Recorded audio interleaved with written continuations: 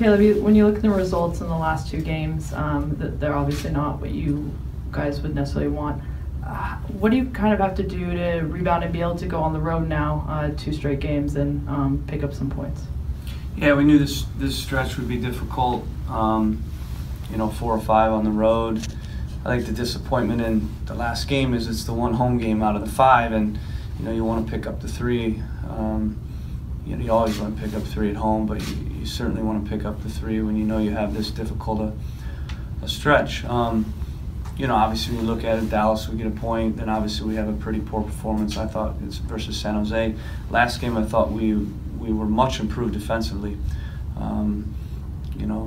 For me that's a positive. But we need to get both going. Obviously to start the year we had the attack rolling, and it's because we had the attack together, and that was our greatest strength. And we still had some issues that we were sorting out in the back line. But we were scoring goals, and when you score goals, you win games, and it hides a lot of things. Well, the last 4 games, we've lost that front 4. They haven't been together, and now it's a bit more under the microscope in terms of if you're not scoring goals, everything that's going on. So in moving to this game, the process is going to be the same. We want to defend like we did last game, because for me, when I looked at that side of things, I thought we were excellent. Obviously they had 70% possession and only had 3 shots on goal. If I'm on the other side and my team has 70% possession and I only get 3 shots on goal, I'm wondering what's going on, and you guys are probably killing me up here, and wondering how we don't create more chances. So you have to look at that side of things, and looking at San Jose to this game, you have to say that the defending was very good on the day. So that's the good news. The bad news is we were defending for 70% of the time, and that's not good. Obviously, first half when we won the ball, we didn't connect up the pitch, and then we gave the ball away, and now we're defending again. And that was kind of the story of the first half. Second half, much improved. Second half, we were much better. Thought we were a better team in the second half, clearly, and there was only going to be one winner in the game. We were the team pushing, and we ran out of time. And then on the attacking side, you have to look at the chances as well. 30% possession for us to get 13 chances to 7. That's pretty good execution on the attacking end. So those are the takeaways of the game.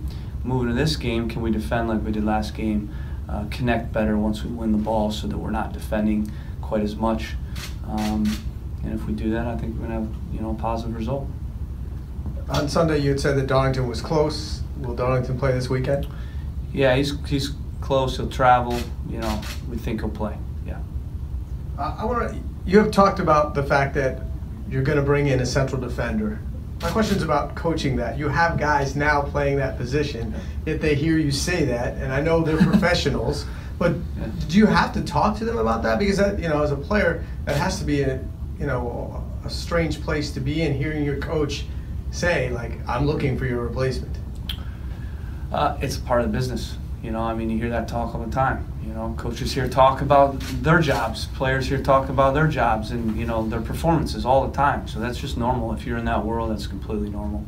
It's not an issue at all. And, if you think about it just from the standpoint of guys in and out of lineups all the time, they're competing for their jobs. And so ultimately it's nothing new for these guys who have been professional players. And no, you don't need to talk to them, and no, you don't announce every single time you add a player, and when you bring a guy in, you don't bring everybody in and throw a party because he's in, and it's just normal, part of this job. And they know that there's going to be guys in and out, and it's just a part of it. They know it, and they're well aware of it.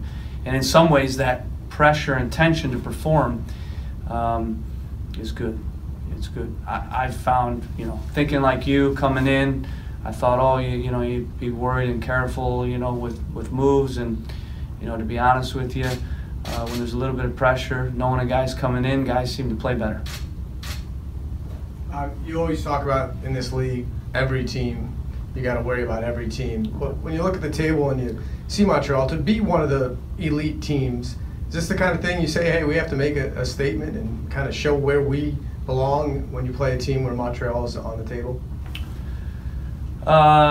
It's difficult to make statements in soccer. That's a similar conversation I've had with my owner, in the past.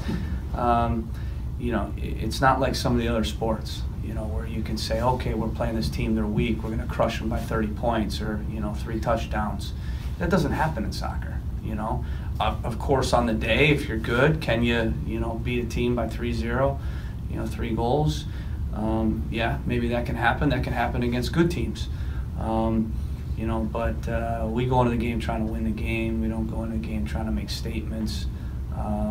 And, you know, for us to think that we can make a statement versus Montreal, a team that was 1 game away from MLS Cup last year, and they've added, you know, 2 really good attacking players, I'd argue that better than last year, that would be really disrespectful to their team. They're a good team and really organized, and I think they've been on the wrong end of results. You know, when I watch, they've been unlucky, and I think they should have won the last several games they played.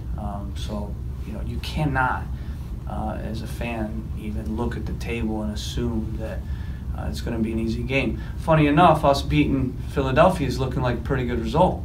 You know, and at the time, they were one of the worst teams in the league, and now they've gotten 2 wins in a row, and that's the way this rolls. You know, you can't, after a few games, say, oh, this team's bad, and certainly we're not with Montreal saying this team is going to be an easy game. They're a good team.